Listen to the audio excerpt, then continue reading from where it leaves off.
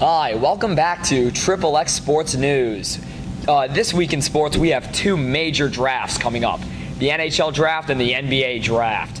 First, we're going to talk about the NHL draft, and the first pick overall went to the Buffalo Sabres. Who do you think they're going to draft, AJ? I think it has to be Daly. He's just been a great prospect ever since the beginning of the season. I really think that he's a great pick for the Sabres team. Oh, yeah.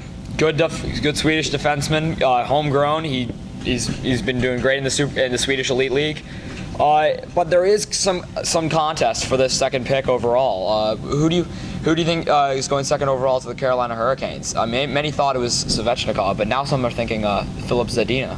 I think it's going to be Zadina because he is overall more of a better fit for Carolina than Svechnikov. Yeah. Svechnikov is. Yeah, and he's just overall more mature than Svechnikov ever will be as a prospect. Yes, Svechnikov kind of looks like a bust, and there's also Martin Necas on the team for Carolina, so that's also a big plus. Now let's move on to the NBA draft. We have a lot of good prospects here. Who has the first overall pick, AJ? I think the Phoenix Suns had to take DeAndre Ayton. He's just the best pick overall.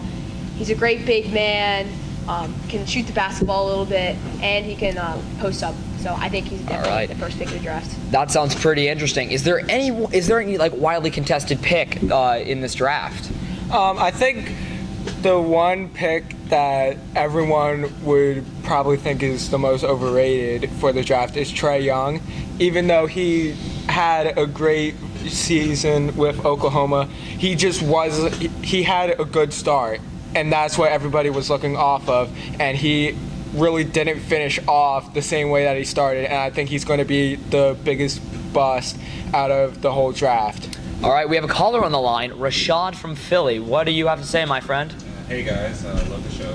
I just want to say the NBA draft, of course, is fully loaded with a bunch of different talents. You have big men who can shoot the three, have speedy guards from overseas, and know how to run an offense at 19 years old. So I just want to pose this question to you guys. Is this the most talented draft class we've seen in, say, the past 10 years? I don't think this is the most talented draft we've ever seen. I think that 2003 NBA draft with LeBron, Carmelo Anthony, and Dwayne Wade, that draft I feel like is the best draft that we've ever seen.